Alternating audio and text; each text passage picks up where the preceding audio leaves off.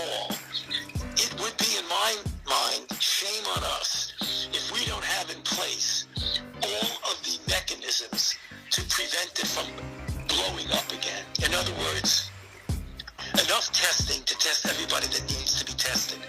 Enough testing so that when someone gets infected, you can immediately do contact tracing and isolation to prevent the infection from going to a couple of infections to hundreds of infections. That's how you control an outbreak.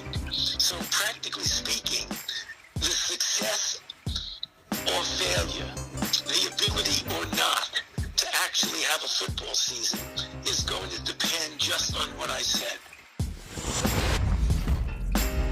Some strong words from Dr. Anthony Fauci, who has had a key role in the management of the pandemic. Peter King spoke with him for the Peter King podcast, available wherever you find your podcasts. And Peter, give me your big picture overall reaction to the things that Dr. Fauci had to tell you. I think there are two, Mike. Number one, he's bullish on the NFL playing. He thinks the NFL should play fanless at first, but he also thinks that eventually during the season that fans ought to be phased back into the games. And I think number two, and most importantly, beware of the second wave, because these teams have hired these infection control officers. And I'm telling you, Mike, these people, some of whom already work for the team, they might be the team trainer or whoever really is up on infectious diseases. Someone from every organization is going to have that role. That role is going to be so important because if you have some week 3, 4, 5 people test positive, there's almost no way that team can go out and play. If you're a team coming in to play Team X with 4 positive tests on a Friday or a Saturday, you tell me if you're the player rep for Team Y going in to play Team X, do you want to play that team? And do you recommend to the players on your team that you guys show up and play on Sunday? I think that's going to be a big, big issue. Big issue, no doubt about it. This is something Mike and I have talked about a lot. We talked about it a little yesterday. That's one thing I would like to hear.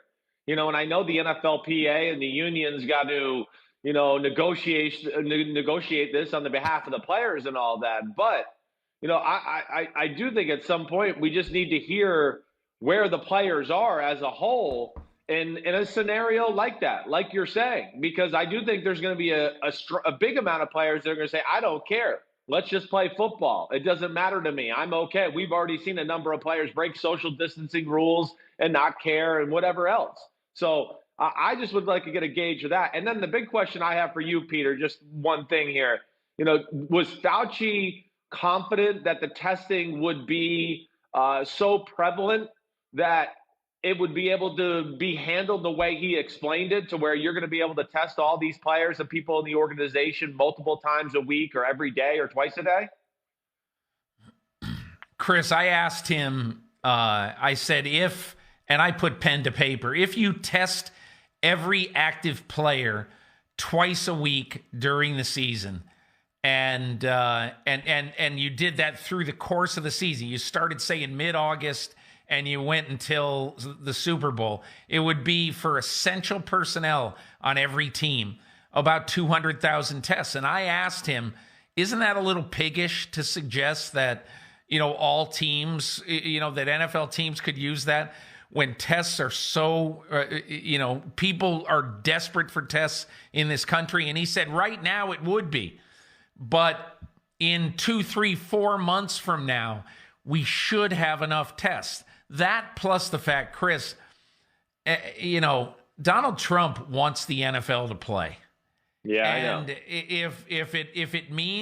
if it means funneling enough tests to NFL teams to get them to test twice a week, or maybe even more than that, I'm sure that the government is going to make sure that happens. Now, you can say whether that's good, bad, or whatever, but in my opinion, they're going to have enough tests once the season starts to test every player at least twice a week. The question is the NFL going to be ready to basically act on the results of those tests. In other words, if you have like 3 or 4 guys in a week test positive, that team has got to sit down for 14 days. So that's going to be a big question. And a couple of things here very quickly.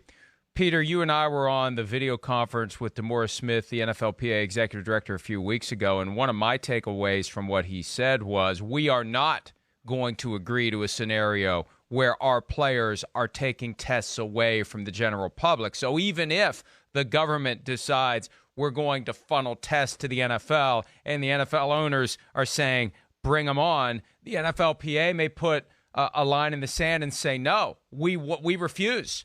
And there's going to be a serious element of negotiation here between the NFL and the NFLPA. And I think this is one of the reasons why the NFL is treading lightly publicly. They don't want to get ahead of themselves because they know the union eventually is going to have to agree to whatever the NFL decides to do. And once they start making significant variations, like taking an entire team out of California for training camp and or the full season, which may become necessary, that's something the union's going to have to agree to. That's a significant change in working conditions. So I think that the union will have a very strong voice in whether or not the league is using up tests that could go to members of the general public. But I also continue to believe that based upon what folks in the NFL believe, there will be enough testing. It seems incomprehensible now, but 3 months is like 3 years or 3 decades as it relates to our understanding of the virus and development of tests and whatnot. And I think we're going to be stunned when we look back on May, Peter, when we get to August or September. Hopefully we'll be stunned. Hopefully we'll say, holy crap, it was like the Stone Ages back before Memorial Day. But I think that's what the NFL believes, and it makes it a lot easier to test people not just twice a week, but every day before they walk into the facility, because I think that's ultimately what they need to aspire to do. Mike, the Abbott Labs right now is developing this 15-minute test, and right now there have been a bunch of false negatives with that test. But you're exactly right. You think 2 months ago, Mike, 2 months ago, yesterday, I had my last dinner out in New York City. I was shaking hands with people. And so think of what it's going to be like 2 months from now, 3 months from now. I doubt that NFL camps will open on time. I doubt that there will be a full 4 games in the preseason. So let's just say the NFL, and we're inventing this right now, just says, okay, all training camps will open on August 15th. All right, so wherever they're held. And if all training camps are held on August 15th, which is basically 3 months from this week, I will be stunned if there are not enough tests to go around for most of the people in this country. Hi, I'm Mike Tirico, and thanks for watching. Make sure to hit subscribe for the latest news and highlights from NBC Sports.